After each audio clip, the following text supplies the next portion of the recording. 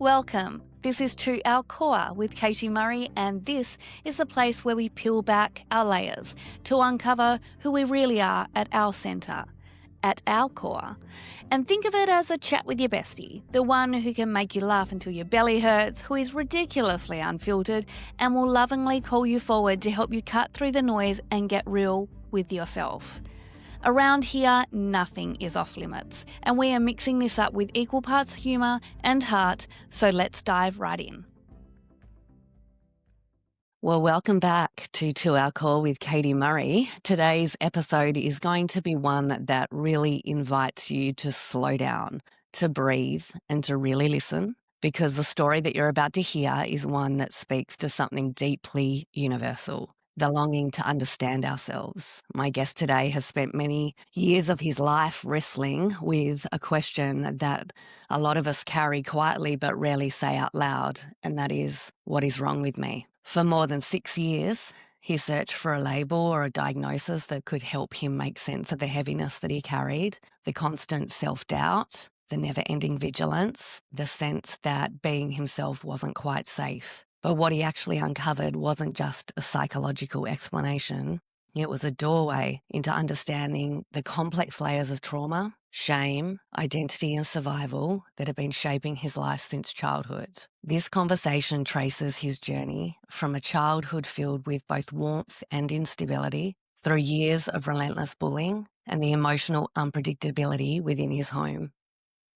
Experiences that didn't just hurt him, they rewired how he saw himself, how he related to others, and how he moved through the world. We are going to be exploring the masks that he learned, and perhaps some of us have also learned to wear just to feel accepted. The self-abandonment that became his default way of coping, the profound loss of his mum, the one person who felt really safe for him, and the way that loss hollowed out his sense of worth. And we talk about the decades that followed, striving, overfunctioning, numbing, performing, all in an attempt to feel enough. And then came the breakthrough, an ADHD diagnosis that suddenly made parts of his life make sense, followed by the deeper, more confronting realization perhaps that complex trauma, not brokenness, lay at the center of it all. And what I love about this conversation that we're going to have is that it's not going to be wrapped up in a neat little bow. It's going to be raw, ongoing, human, because healing from trauma isn't about fixing yourself. It's about gently unlearning shame, reconnecting with the parts of you that had to hide, and reparenting the child inside who never felt safe enough to just be.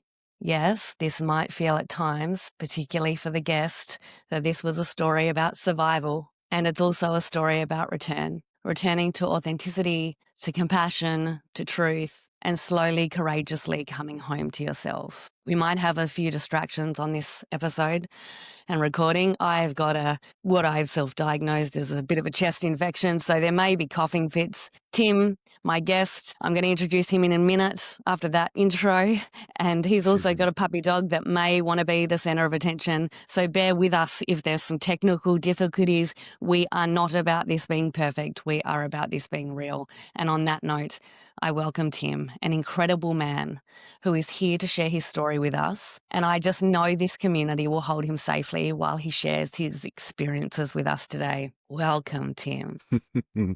Thank you very much, Katie Murray. Great. How uncomfortable was that intro for you, Tim? It was beautiful. It was beautiful. There was nothing there that you said that I could disagree with, put it that way. It was very nice.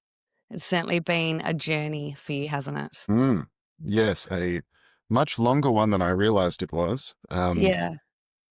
There's sort of the years where I can look back and see that it had become a bit of a conscious process of figuring out, but that process of figuring out means kind of recontextualizing everything that came before it as well. So the more that I do it, the more that it seems to become a bigger and bigger thing as I go. Yeah, and we can absolutely unpack how that feels, because I believe you've described it as utterly terrifying to me. Well, yes, elements for sure. Yeah, so when you've described like pre-interview kind of chats that we've had, and you were just such a standout person that I was so keen to have on the podcast because one, I think it's really great to hear a male perspective on this, and that's something that I can't represent. Um, and also, when we were talking, you've described spending these years searching for a diagnosis to explain this, what the hell is wrong with me? And I really would love for you to unpack for us what was driving that search and what you were really hoping to find in that. Yeah, so that part probably started about 6 years ago. Um, it's a little bit difficult to pinpoint exactly what the starting point was, but I can go back and sort of think about the feelings that I had at the time and the day-to-day life experiences that I was having. And there was very much an overwhelming sense of nothing I do ever seems to feel good enough to me. Mhm. Nothing about me seems good enough. I was also starting to become aware of the fact that I'd go into a room with other people, and instead of just being, which I Mhm. think to a pretty great extent I'd forgotten how to do a little bit, I'd be calculating what do I think every single person in this room might want me to be like, and then try to be like that. Mhm. And that was exhausting, obviously. So I think that led into a little bit of why does doing the things day to day feel so difficult, feel so exhausting? I can kind of see these attributes that I have that make me think I should be able to do these things without it burning me out mentally and grinding my body down and that sort of thing. Um, I need to figure out why this all feels so hard, why the things I do and the things I achieve and me in general never seems to feel good enough, why I can't seem to be proud of achievements, various things like that. Mhm. That was probably the main sort of driver there is I have this sense that it shouldn't feel like this. I need to figure out what's going on there. Mm.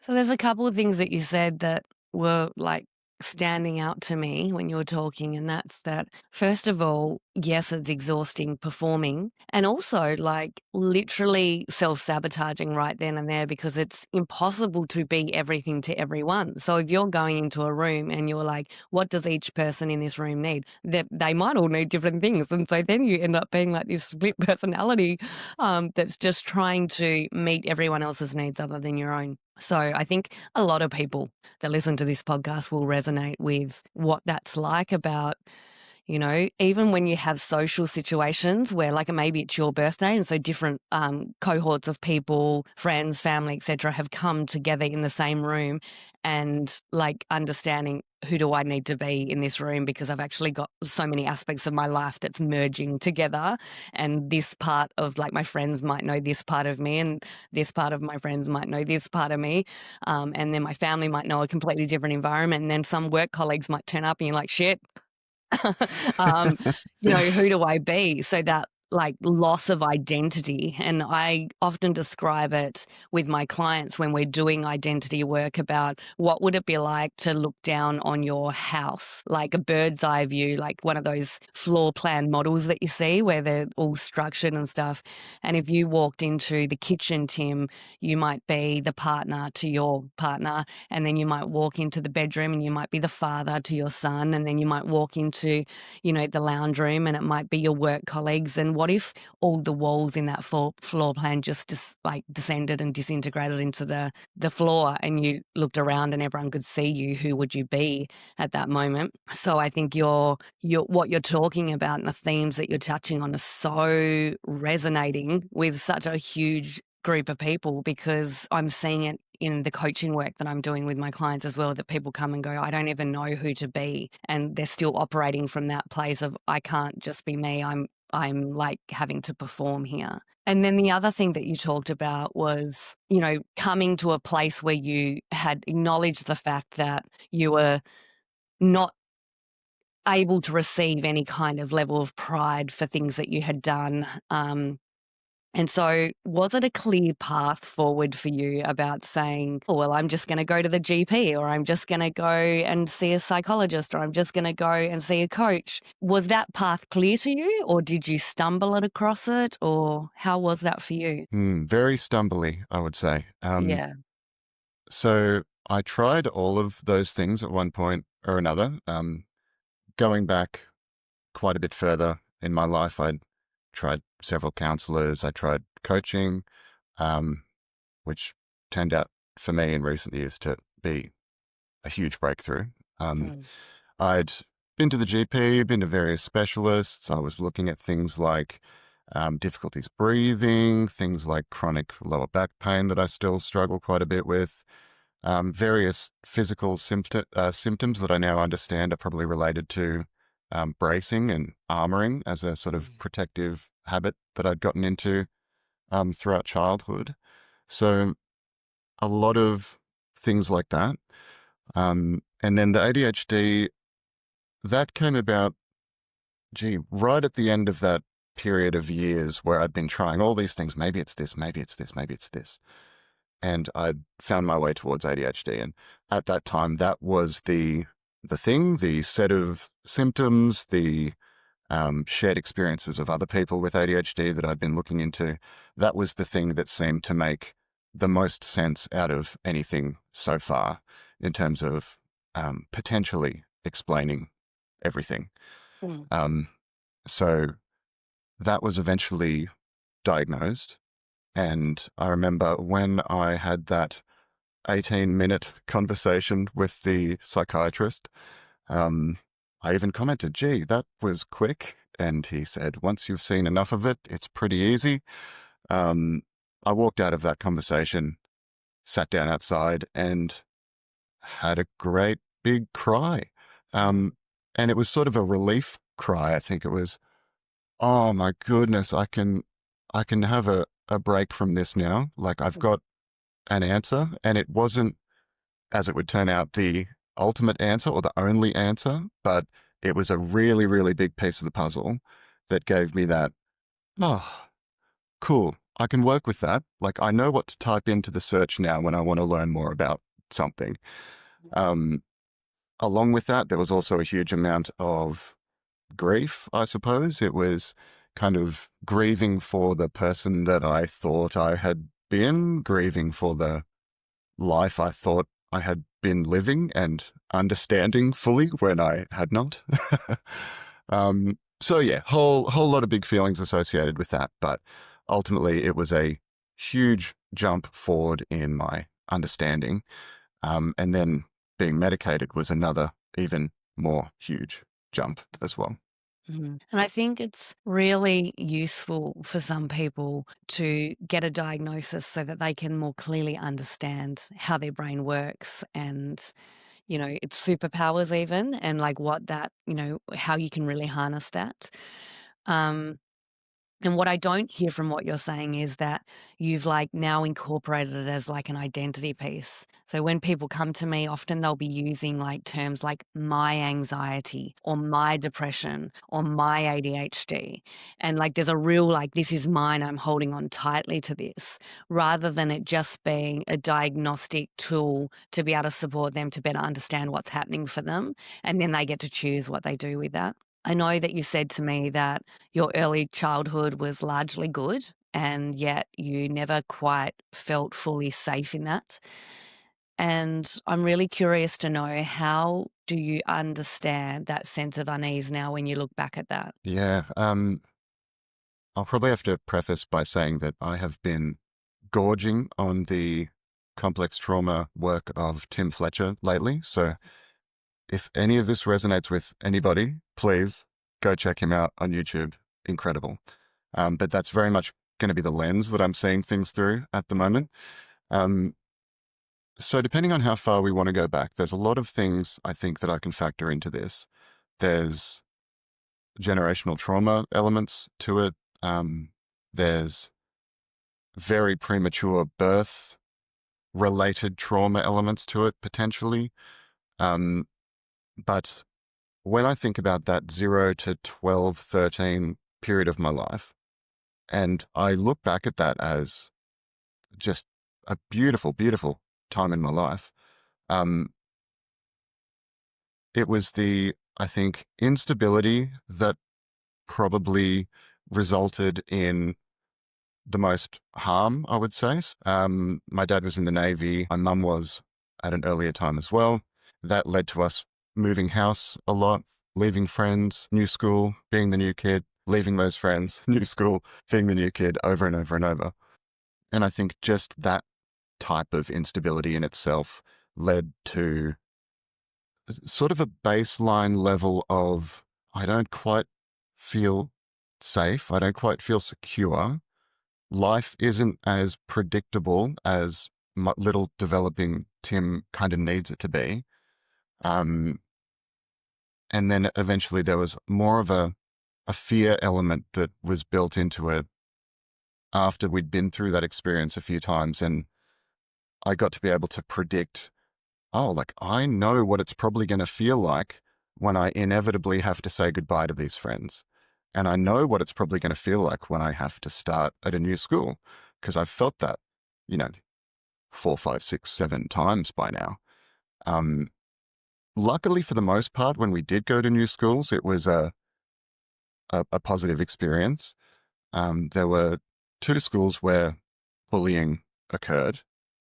But the thing that I think I would really love to mention, because I find it so telling, is that this was move number 5-ish. I would have been 9 or 10. We moved down to Tassie for the first time. We stayed in a place for 6 months. That was my first experience of bullying at school. And I think the predominant experience in that was rejection, exclusion, that type of thing. And when I look back at it now, I can also recognize that that was the first point where the masking and the people pleasing started to happen. I don't think I realized at the time that that's what I was doing because I was a little kid, but I can absolutely see that I would have this habit of looking at a popular friend or a popular classmate and thinking, they don't seem to like me, but they all seem to really like that guy. So I'm going to try to act like that guy. And please excuse my dog. He's just started doing his thing. So I noticed that. And the really positive part out of this is that after that period of 6 months, we moved back to Queensland for 2 years, back into a community that we had sort of done some growing up in, and there was established friends there and established community.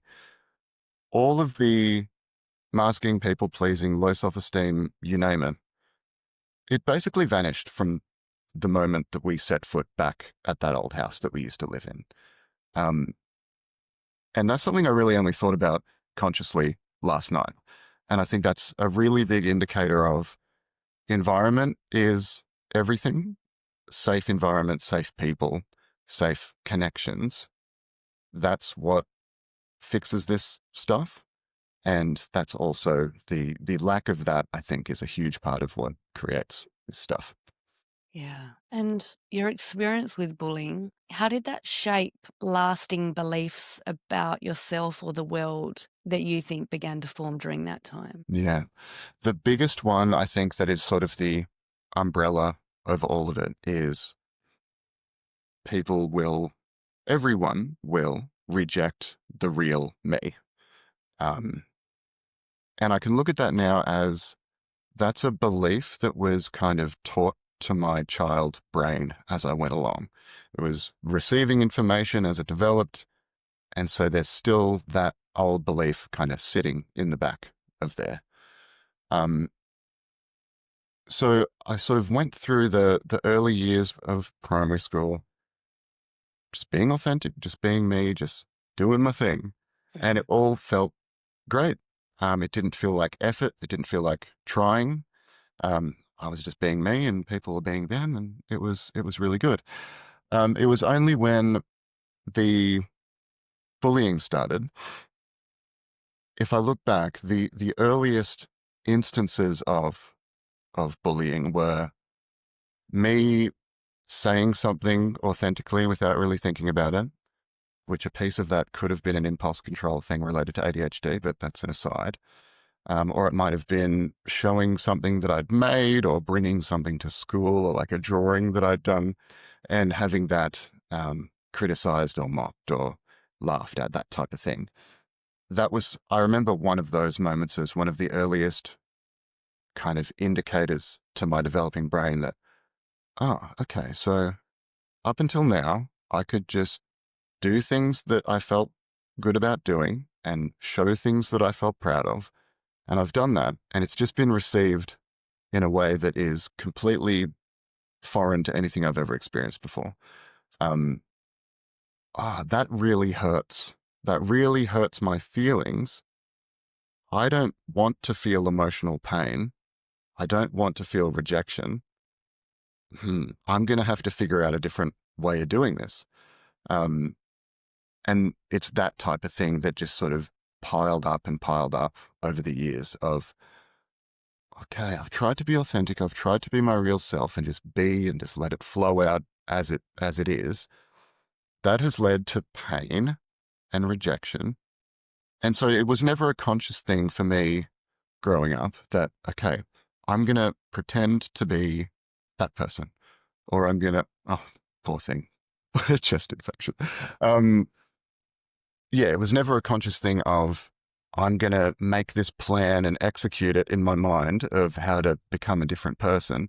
It was more of a unconscious learning, kind of a trial and error thing that I didn't even realize was happening. But the more that those rejections or even perceived rejections happened, it's sort of the more parts of myself that I realized I would need to lock away as I went along.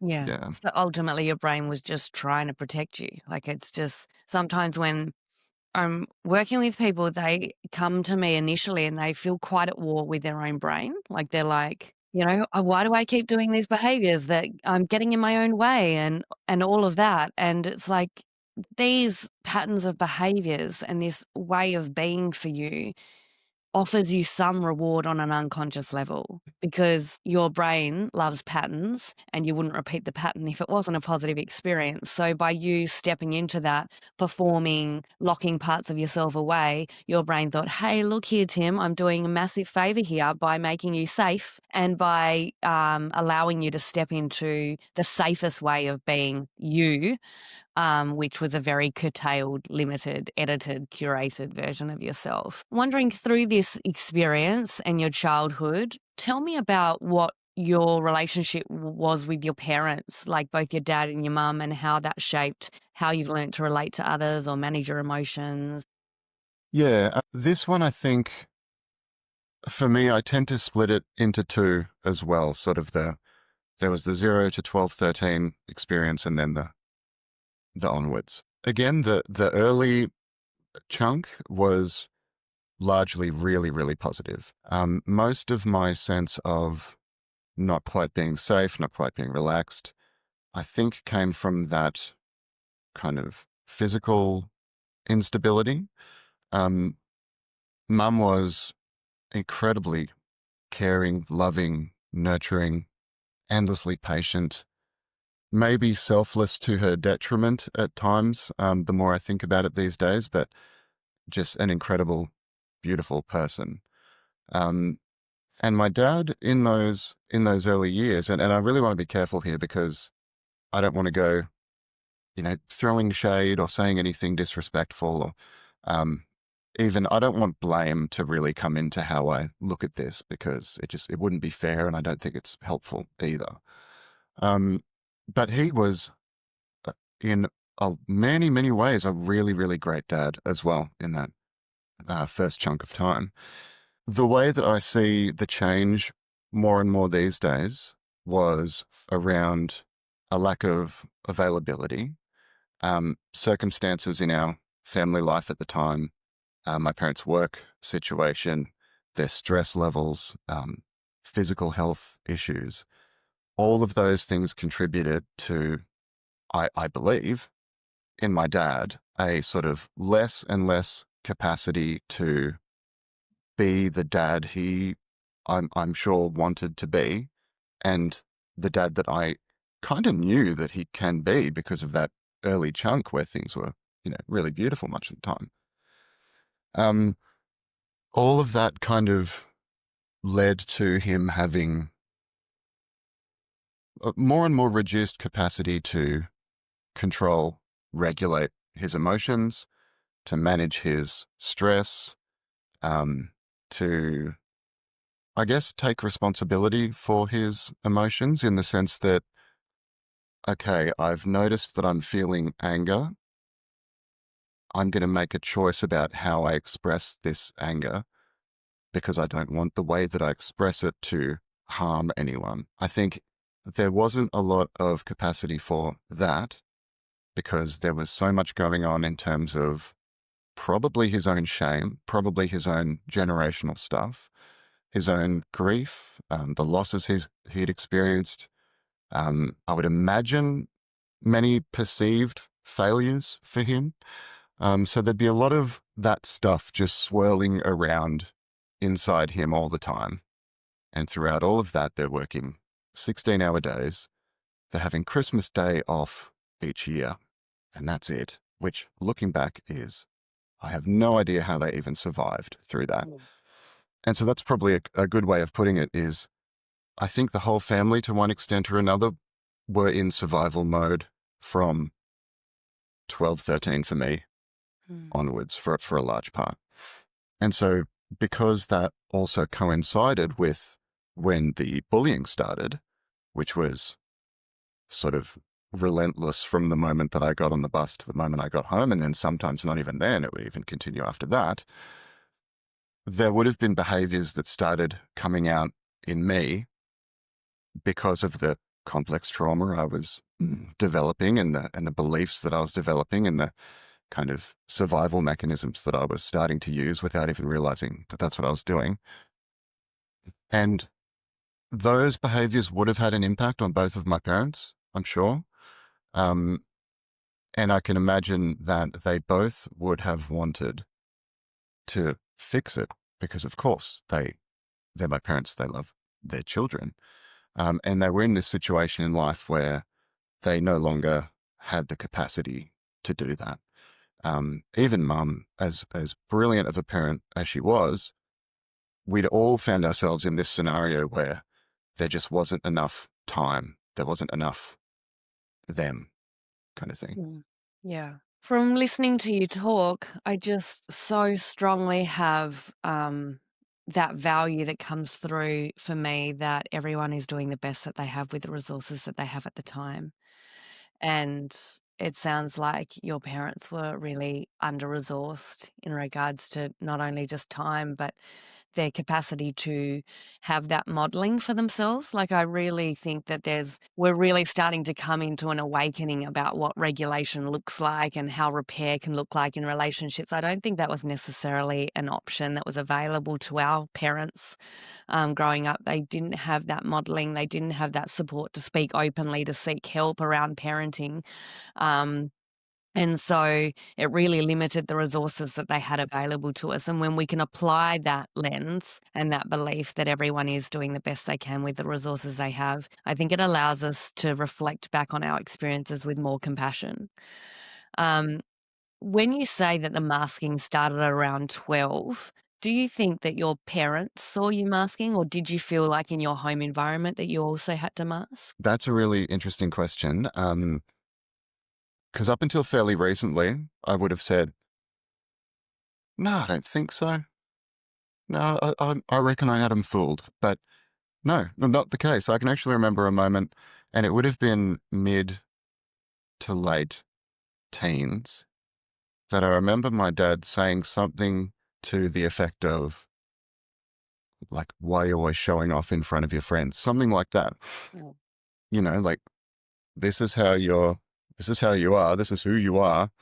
And then a friend comes over and suddenly you're, well, life of the party, man. And looking back, I can see that. And like I mentioned in my bio to you, is that quite often when I was at home in that sort of period of time, I'd be quite withdrawn and sort of emotionally suppressed, perhaps. I'd feel a lot of anger inside me, but I didn't believe that I was allowed to do anything with that. So I just sort of hold it in.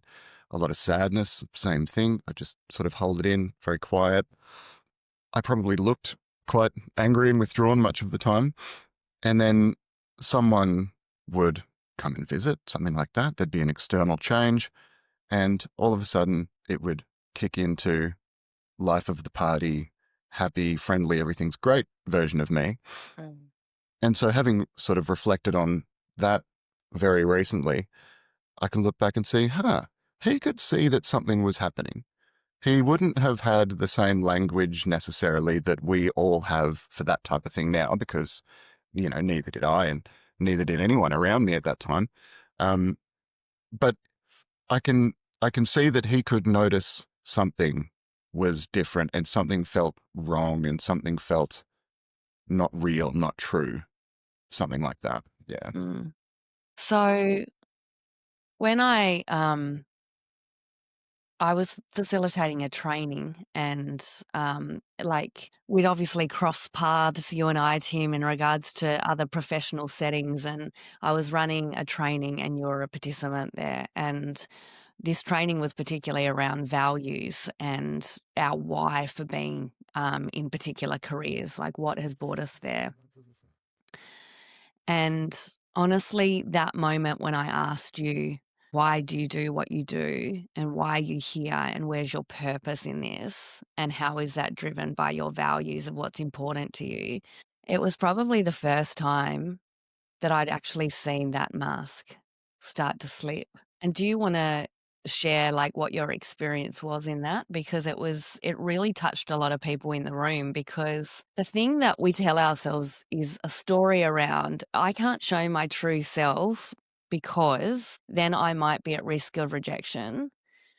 And I understand the experience that you've had that's allowed your brain to pull evidence to support that belief. Yeah. Like you've been excluded, you've been bullied, you've been told to calm down, stop showing off, all of those kind of things in your childhood that says, okay, this is, I need to curtail who I am. I need to perform. I need to show up in different settings and to meetings, anticipating who people need me to be rather than me. And, I always had felt like when we had crossed paths that you and I got along really well and that we could speak. And then there was this moment when I asked that question about what is your reason for being here? Why are you here doing the work that you're doing? What is the purpose and what are the values that underpin that? You let down the mask a little bit, and my goodness, it allowed people to connect more deeply with you. It allowed them to see themselves in your own experience. And I'm a big advocate for vulnerability actually connects people more than it does reject them. So I'd love to hear how that was from you, from a participant experience, being asked that question and what was going on for you in that moment. Yeah. Yeah. I'd love to talk about that. My story pops into my head occasionally, as does that whole presentation. And I think a big piece of me being able to drop the mask in that moment, which kind of happened by accident, to be honest, was the fact that you had created this environment where it was not just said in words, but it was sort of communicated in some sort of like an emotional way that vulnerability is a good thing here. Mm, Vulnerability is safe here. Um, and for me, that kind of, I think of that as telling the truth is the right thing to do in this environment, and nothing bad's going to happen to you if you just tell the truth. mm, Um, and so I'd gone into it, and that was kind of my thinking. As soon as I realized this was the activity that's coming up, there was, oh God, okay, all right, I'm shitting myself a little bit, but the most important thing to me right now is that I just tell the truth here. mm, And so I guess I'm just going to have to live with the consequences of that, if there are any. So we were going around and everyone was taking turns at talking about basically what brought them to the industry that we work in and what motivates them to keep showing up every day, and how is it meaningful to them. And um, when it came to my turn, I did something which up until fairly recently was unusual for me, which was just see what I think as I go along and say it as I go. There was no sort of, all right, I'm going to run a bunch of numbers in my head and come up with some pre-rehearsed spiel and try to memorize it and then say it perfectly when it's my turn. That's generally what would happen in the past. And this time it wasn't that, because I didn't actually know what the answer was until I'd finished saying it out loud. And by the time I got to the end, I was like quite overwhelmed. I thought, oh, I could probably cry here.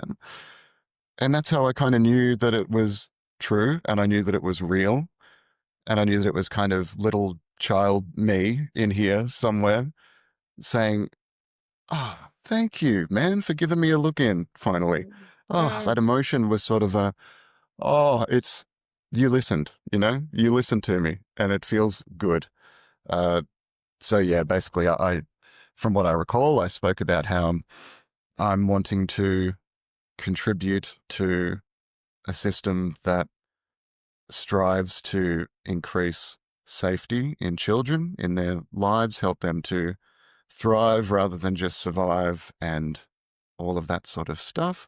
And I realized in that moment that perhaps that is motivated by the fact that more and more I'm starting to see that I didn't feel as safe as I needed to feel growing up, and the impacts that that's had on me. And therefore, of course, contributing to something that aims to increase safety for kids is going to be a valuable thing for me. Thank you so much for sharing that. I could see on the day that it took courage for you to listen to that, like, little Tim inside that's begging you to, like, let him out and speak his truth. And I'm wondering afterwards, was there any sort of courage hangover? I've talked about courage hangovers in a recent podcast episode. And what I mean by that is that sometimes when we do things that feel brave and our voice shakes even when we speak, but we are honoring our truth and allowing ourselves to be vulnerable in that, you can have a bit of like an endorphin rush of like, wow, that felt empowered, and that felt like I was actually saying, fuck it, I'm going to just be me in this moment. And then sometimes the come down can feel a little bit unsafe. Like, wow, did I just expose myself?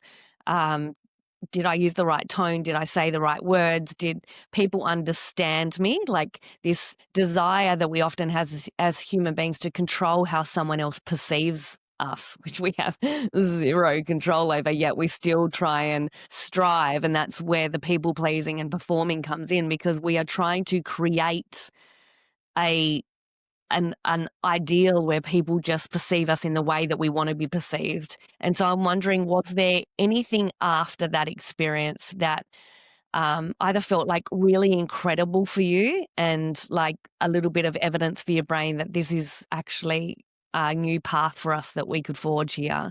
Or was there some of that courage hangover where you're like, whew, did I say too much? Which from a facilitator's perspective, I thought it was beautifully balanced between vulnerability and actually purpose driven. Like you weren't just unpacking childhood trauma and sharing it with the room so that you could feel better. You actually did it from a way that was really contained and honest and truthful and safe for other people to hear that as well. And I'm just wondering what that experience after that felt like. Yeah. It's really good to hear that that was the case. And it was definitely a bit of both. So there was an initial, I think, relief that I could look around the room and nothing had exploded. And then there was a few staff members who over the next few days sort of made comments or came and mentioned something, like just appreciating that I'd said what I'd said. And so that was quite validating, and that added to that sense of, oh, maybe I'm okay. Maybe I don't need to worry about that too much. But at the same time, there was also my usual, up until very recently, overthinking afterwards, replaying it in my mind. Oh, I want what they'd think about this, or I wonder if they think that I'm mentally unwell, or I wonder if they think that I've had this horrific childhood, and I wonder if they think that I'm just waffling and just making up fluffy sounding stuff that is fake, which is kind of ironic thinking about it now, because I imagine that that thought process would have been, hmm, they all know me as the character. So what if me, for a brief moment, speaking as the real me, that might seem fake to them because I think I've been building this, you know, flawless, no one's going to be able to tell that this isn't quite real kind of persona. So yeah, that was an element as well. I can absolutely guarantee you that there was not an element or aspect of your story that felt fake. It felt so authentic and so genuine. And I think you created a lot of safety in doing that, in the same way that I created that particular environment to try and encourage people to step in and see vulnerability as the greatest honor, like the greatest honor to allow people to see us, because we often want people to see us and not know us, because Mm. we have this story that runs behind the show that says, if they do get to know me, what if they don't like what they know?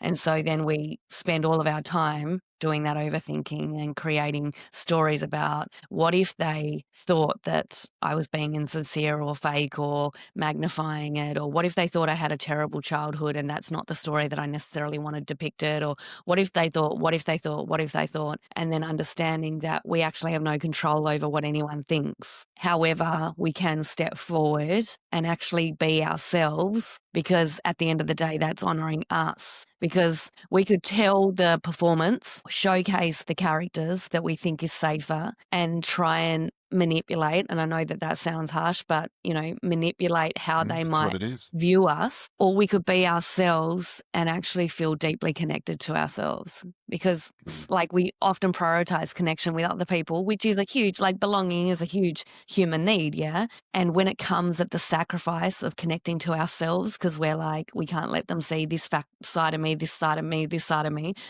then we actually don't get that sense of belonging, because we're just striving for something external to us that we have no power over. Our relationships with other people are beyond our control. We can try and nurture them, nourish them, and make them healthy ones. However, they involve another external person to us that we can't control. So what about if the true sense of belonging was actually about coming back home to ourselves and coming to a place where we felt truly connected? Just want to take you back, Tim, to talking about another key figure in your life, your mum, who passed away. I'm so sorry for your loss.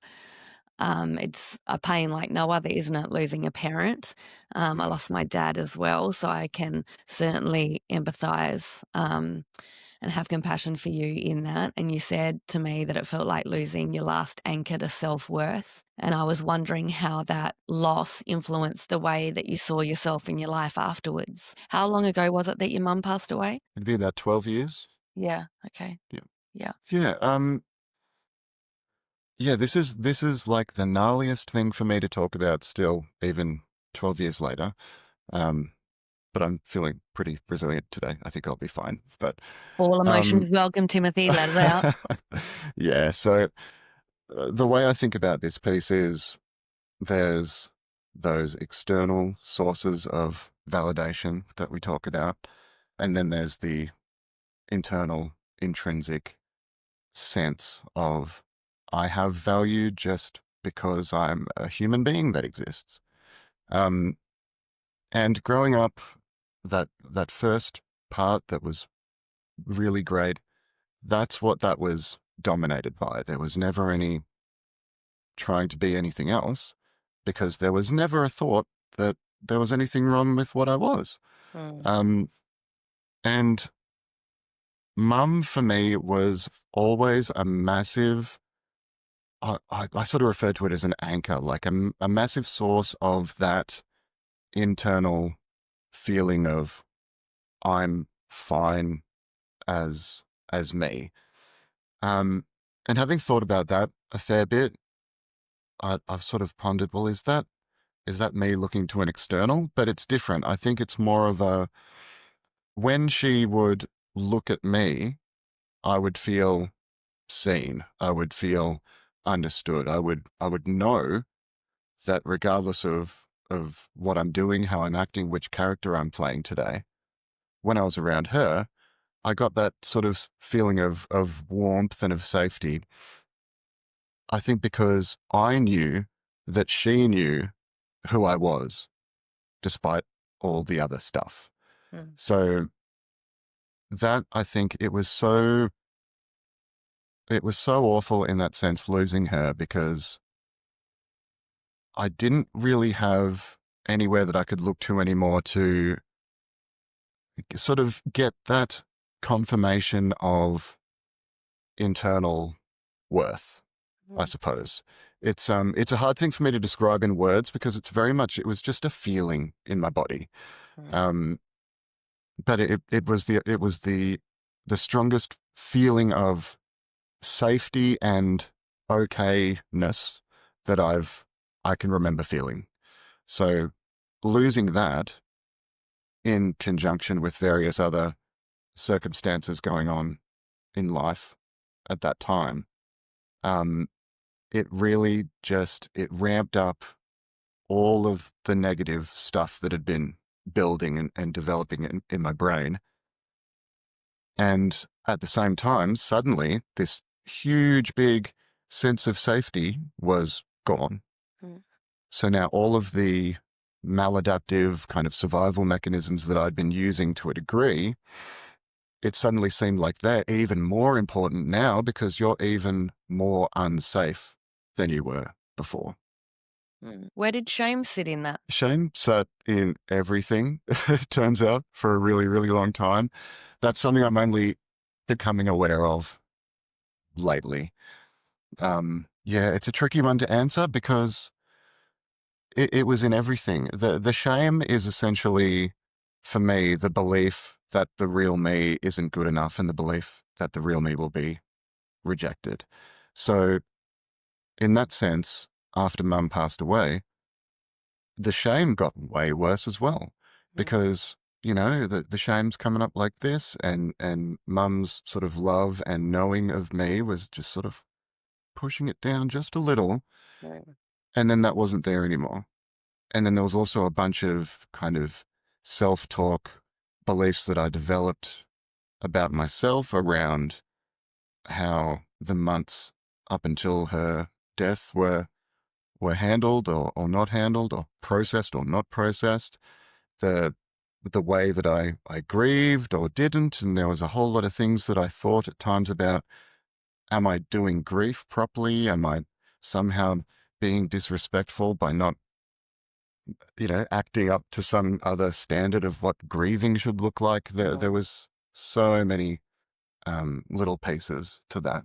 Yeah. I resonate with that so much. I only did a story on Instagram a couple days ago about how I don't visit my father's grave. I think I've been there about 3 times in almost 5 years.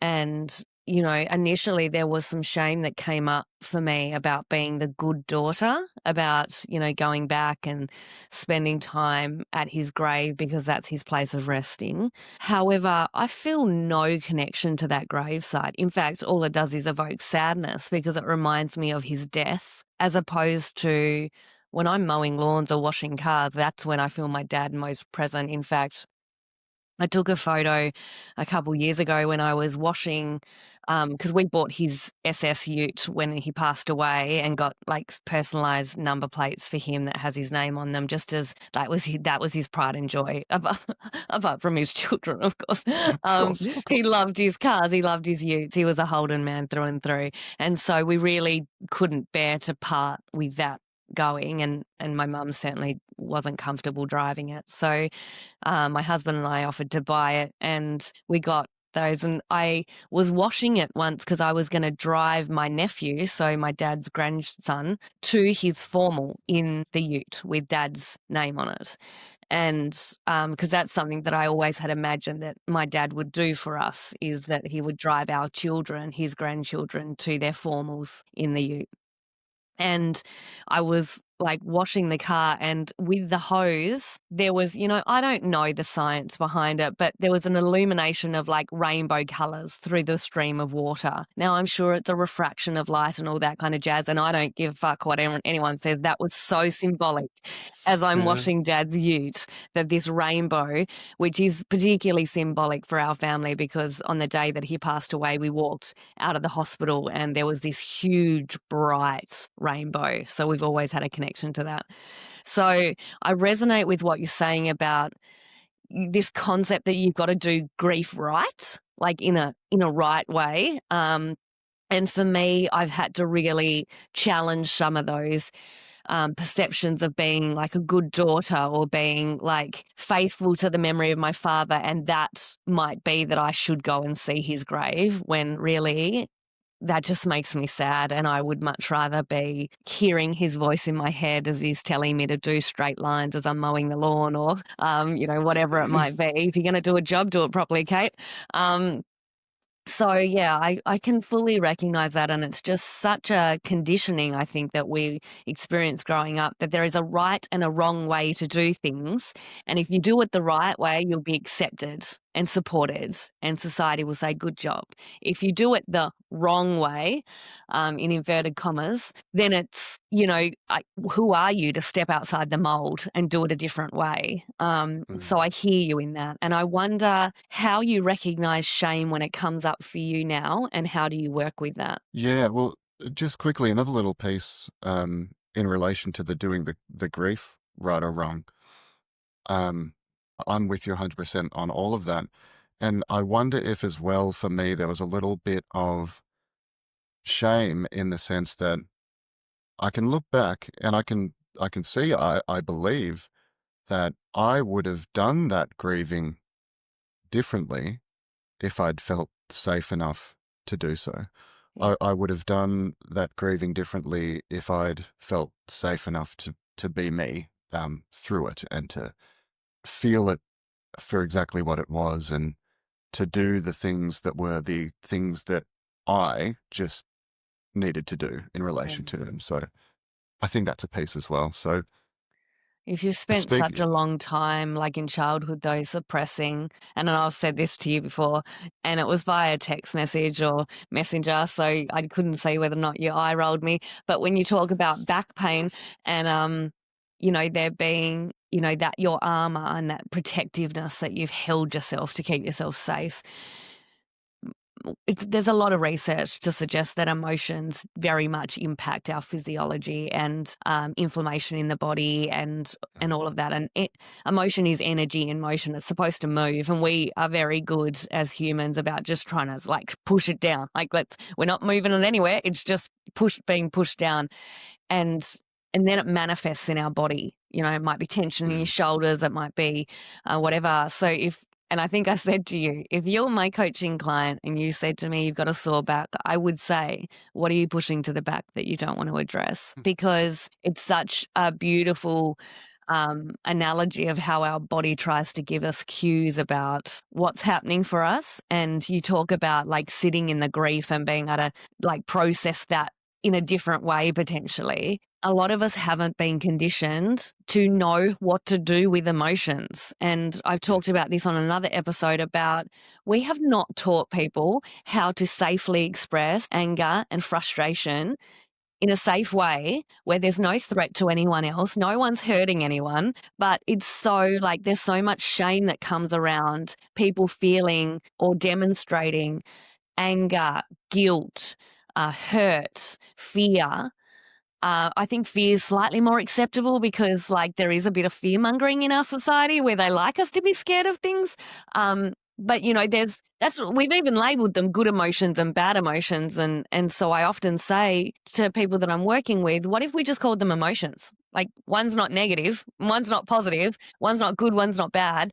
They are just our natural experience of all the emotions that we get to experience as human beings. And that's a beautiful thing because, if we never felt sadness, then we wouldn't know how great joy can feel. And in the same way, when people talk about regulated nervous systems, they think about this like homeostasis, this really calm, level, like always centered, always grounded. And our nervous system is not supposed to be like that. Our nervous system is supposed to go up and down. The dysregulation happens when we stay in one spot too long. So we can either be really dysregulated in the way of being like, rapid thoughts, heart racing, really like up in that fight, flight kind of phase. Or if you're too freaking calm all the time, and you step out on a cut, like from a curb into oncoming traffic, and you don't have a nervous system that can respond to pull you back before you have time to think, I'm about to get hit by a bus, literally.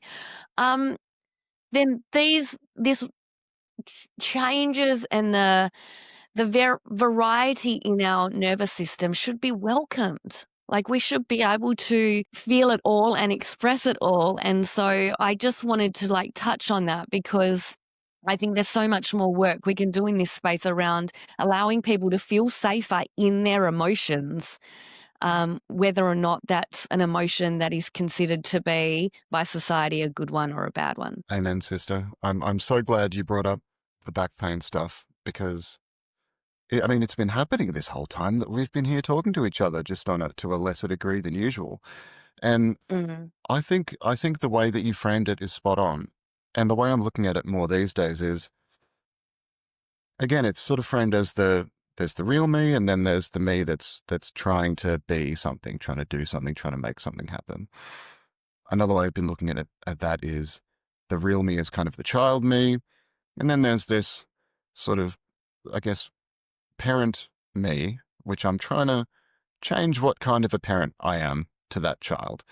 But often what it would be is, so for example, right now I'm feeling a little bit of pain in my lower back, and it's because I've developed this habit of thinking I need to sit perfectly at attention. I need to look perfectly interested in every single thing that the person in front of me is saying. And I also need to be constantly trying to calculate what I need to say back to them so that they like me. Mm. So there's the real me, which is my body as well, and it's wanting to move in a certain way. It's sending pain signals to try to suggest to me, hey man, maybe you need to relax, or maybe you need to stand up, or whatever it is. Then there's the other part, which is, no, you need to sit at attention, you need to listen, you need to present a particular way. And if we kind of extrapolate that idea out into every minute of every day in everything that I do for years, then it creates this pattern of constant tension, of constant sort of my body wanting to pull in one direction and me forcing it to pull in another direction. Mm. And I think that's a pretty big piece of the body stuff, the armoring. My body doesn't want to be all tensed up and in defense mode when I'm sitting in a chair. Mm. It wants to just sit there. But if the belief is that I need to do that to survive, and I'm not even conscious that that belief is there until a few years ago, then I'm literally going through my whole life fighting against my own body and fighting against my own brain, and being in this state of constantly forcing myself to do things, even if only a very small degree, but forcing myself to do things that I don't want to be doing, or I don't want to be doing them in that way, or I don't want to be having this conversation set up like this, or, that sort of thing. Absolutely.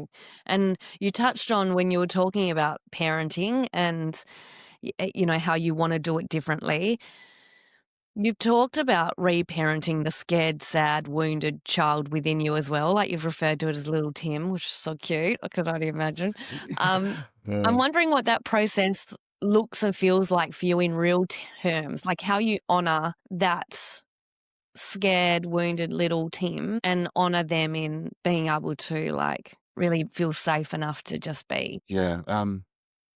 A big piece of that is the listening to myself. So when I think about it, if I'm constantly scanning my surroundings and scanning the people that I'm in the room with, and always in that sort of defensive, protective mode, all my attention is out there. I'm trying to point that attention back in here a little bit more, in sort of my thinking and in the sensations of my body as well. So pain, great indicator. I'm sort of trying to look at that as little Tim. Well, I'm going to like cringe every time I say it, but it works for me. He's saying, hey man, I'm not comfortable. I need you to do something about this. If I'm feeling anxious, if I'm feeling sad, if I'm feeling angry, it's probably him saying, you made a choice that I didn't really agree with. Mm, That's what I've been noticing that it's been a lot of lately.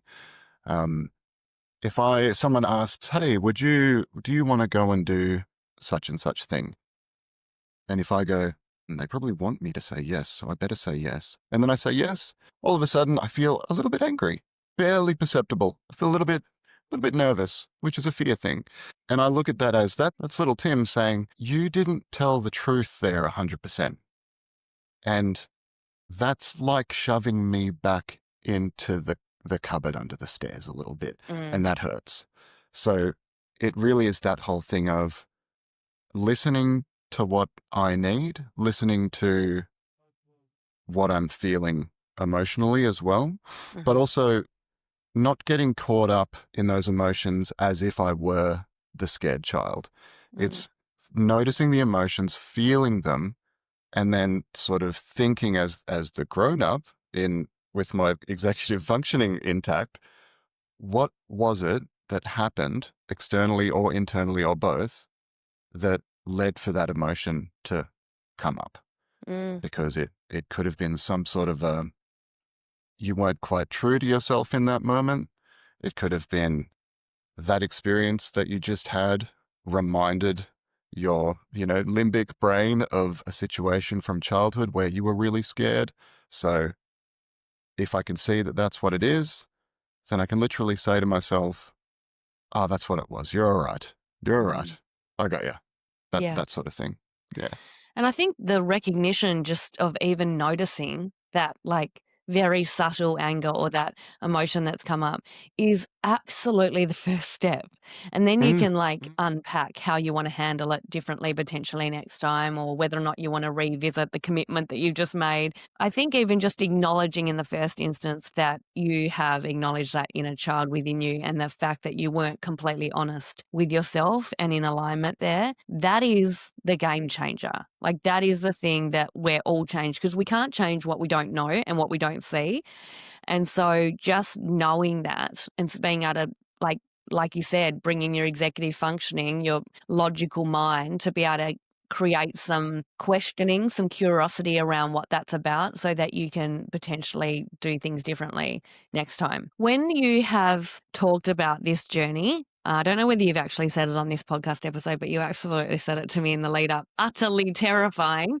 Um, what feels most challenging for you about letting your real self come back? And what have you learned about what it truly takes to feel safe within yourself? Yeah, I think the scariest part is when I've been masking for so long and I've got all of those past experiences that have taught my brain being the real you is dangerous. You'll be rejected. If the belief is if anyone knew the real you, everyone would reject you, Mm, then by that logic, it only takes one person to reject you to confirm that everybody would. mhm. So, because of those sort of beliefs are still rattling around in there a little bit, and also knowing that the only way that I can add new data into the machine is by giving it a try and literally just Doing seeing what things like coming on happens. a podcast and bearing your soul. Yeah, yeah, yep. It's a Like great 0 to exposure 100. therapy, mate. Should have been a few more steps beforehand, perhaps. But anyway, we're here. We're doing it. Um, yeah, the scary part is I don't know yet for sure that I'll not be rejected. I don't Mm, know for sure yet that I'll be accepted, or I don't know for sure yet that I won't be hurt if mm, I step out and show up as just my normal, actual, true self. mm, So the biggest part that, at least as far as how I'm thinking about it at the moment, is I need to try things. I need to look for moments where I might be able to dip a toe. And the most important part is I need to look for and connect with safe people mm, in safe environments, because all of those negative beliefs and all of that complex trauma stuff and all of the mechanisms all developed as a result of experiences with unsafe people and experiences in unsafe environments. So to get a different result and to set myself up for the best chance of getting a different result, and by that I mean me actually being able to be authentic, because it's like a really hard thing for me to do at the moment. I need safe people and safe environments and ultimately connection with people. And you can't, as you know, and as you've said, you can't connect truly with people without showing them who you actually are. To your core. Mhm. And so Mhm. when you talk about safe people and being your authentic self, one, I just want to remind you, just in case you need to hear this or any other listener needs to hear this today, that you have survived your hardest days. So you have survived every single experience that might have involved rejection or a lack of safety. And so I want to remind you, as you do things that feel like you're dipping your toe in, and I would say that this podcast feels like you're up to your calves, really, in terms of depth, At least. that you can get through anything. And it's about that self-trust that you can build, that even if you were to receive a negative comment that like your brain laser focuses on as negativity bias kicks off and you go, oh, that's a threat. We need to pay attention to that. To also remind yourself that you can survive those things too. And in fact, you can even thrive in them, because by having the conscious awareness that that's what your brain's doing, you can also draw illumination to the other aspects of all the good feedback that you get in your life that says that you're okay just as you are. So what I love about this conversation is that it reminds us really that healing is not linear as much as we might like it to be. It is layered and it's tender and it's often uncomfortable. I thank you for your authenticity today. And as we've heard, we begin to face the parts of ourselves that we have often hidden, and we open the door by doing so to greater connection, self-compassion, and our truth. And I thank you so much for your bravery and your courage to drop the mask and step vulnerably and honestly into this conversation. And I have absolutely no doubt that your story will actually allow so many other people to feel seen and supported by knowing that they're not alone and that there is support out there for them. I would encourage the listeners that if this connected with you, this story that Tim shared today, to take a moment and reflect, where in your own life might you still be wearing a mask? And what might it mean to start coming home to yourself too? And if you need support around this, please go to the show notes or send me a message on Instagram. My DMs are always open. That's Katie Murray Coaching on Instagram, to see how I can support you through my coaching programs. Thank you so much again, Tim. I'm sure that we could talk for hours, and with your permission, I will absolutely have you back on the show. It's been an honor to have you on this podcast episode today. Thank you so much, Katie. I really, really appreciate the opportunity, and I would love to come back anytime you like. Thanks, Tim. Thanks for spending time with me today on To Our Core. If something landed in your heart or gave you a much-needed giggle, consider sharing it with a friend who also may need this as a timely reminder. And go on. You know you want to. Give me a 5-star review so that this podcast can land in the ears of many, many more people. Because remember that life is too short to stay on the surface. Keep living, loving, and laughing all the way to your core. Go make life great. And if you want support around this, go to the show notes to find out more. Until next time, I'll meet you back here with more truth, laughter, and a whole lot of heart.